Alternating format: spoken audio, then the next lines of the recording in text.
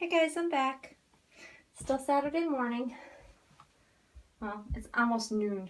It's my lazy day and doing fun baby stuff day. So I'm going to go ahead and get little Mathilda ready for the day. She's going to be wearing this little lamb outfit. It's a little next outfit from, I think, like at least maybe even 2 years ago, with a matching pair of tights that have really cute lambs on the feet. A little Pili Carrera short cardigan sweater, and some little Zara shoes, little polka dot shoes. So here we go. So while I'm changing her, once again, I'm going to discuss something that I find really interesting. Yet another topic. There's some great topics that people are talking about on DollFan. If you're not a member of DollFan, you should go check it out, because I've been a member for years, and I've got a lot of really good friends there. And it's a great place to discuss dolly things. It even has like an off topic for like non-dolly things. It's a great place for sales. It's just a great community. I've been a member of it, like I said, for many years.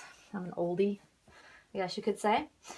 And today, a member, and she's also a fellow YouTuber, had brought up a topic of conversation, and she was asking for opinions about she's had a couple of, I think now 3 Romy dolls, and she has yet to find the perfect doll. She's frustrated, and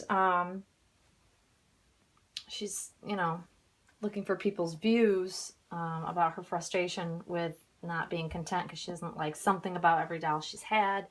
And I understand that completely.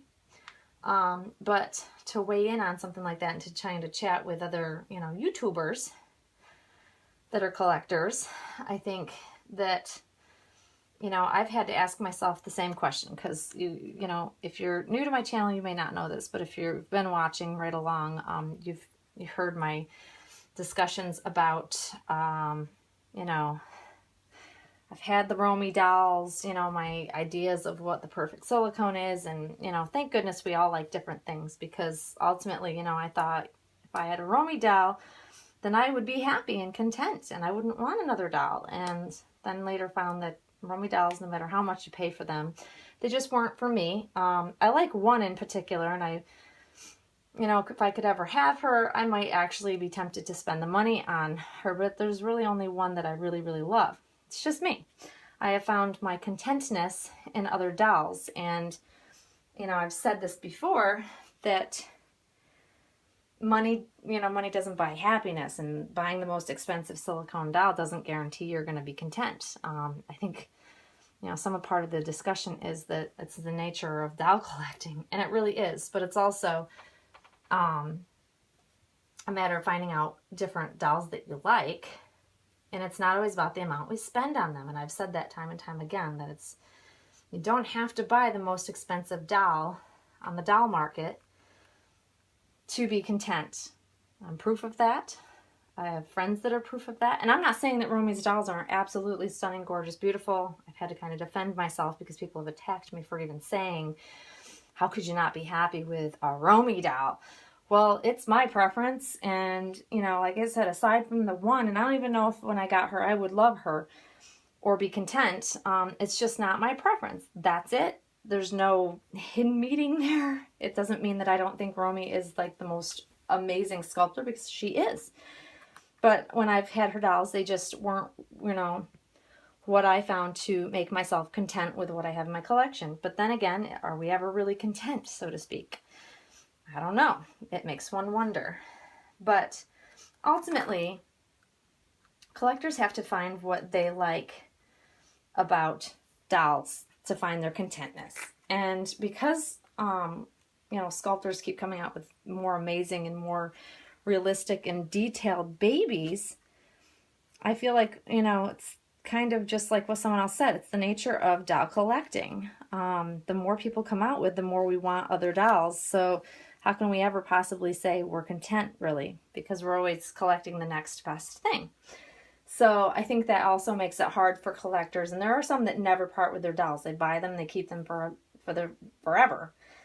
Me, I tend to be on the side of I buy with the intent of keeping, but then if something else comes along, then I generally have to let one go in order to bring home a new one, because I just don't have, you know, an endless stash of cash for this hobby. I have to spend wisely, and I have very expensive taste, unfortunately, in reborns and in silicones. But you know, as long as there are artists out there sculpting and creating, I don't think most collectors, not all, but most collectors will stay satisfied, so to speak, because there's always something newer, more realistic, possibly being introduced into the doll world, the collecting world. So I think that's kind of just nature of what it is. But you know, for those that go through this, and I've been through it too, where I'm like, oh, I'm never going to find the right doll. Eventually you'll find something that really speaks to you, or really tugs at your heart, or, you know, you just gotta have it type of feeling. You'll find it. It does happen. Sometimes it takes a while to find that doll, but eventually we tend to come across something that we keep for at least a little while. But the good news is if you can't find something now, eventually someone will come up with something, sculpt something. We have such amazing artists out there. We're so fortunate. And I probably don't say it enough that I think that all artists are brilliant. I love all artists for one reason or another. I think they're all very talented, and without them we wouldn't have this hobby. So my hat's off to all the artists out there, because, you know, even though I may not love every doll that comes out, I appreciate the fact that we have those options, and that there's someone out there creating and always working to strive to create something new or more realistic for us as collectors to continue to enjoy this hobby. So I'm just very grateful for all artists and what they do, because I don't think sometimes they get enough credit for the hard work they put into it or their creativity. I mean, I'm utterly amazed on a daily basis with all of the great things that I see out there, and if it wasn't for that, we wouldn't have all of these wonderful babies. So in the end, I guess, to sum up what I'm talking about and bring a close to my rambling on, is that I think all collectors struggle from time to time to find the right baby, the right doll for their collection, to feel content for a period of time. And it takes some time sometimes, and sometimes you have to take a break from it. Sometimes you have to just step away from collecting, regroup, see what else is out there.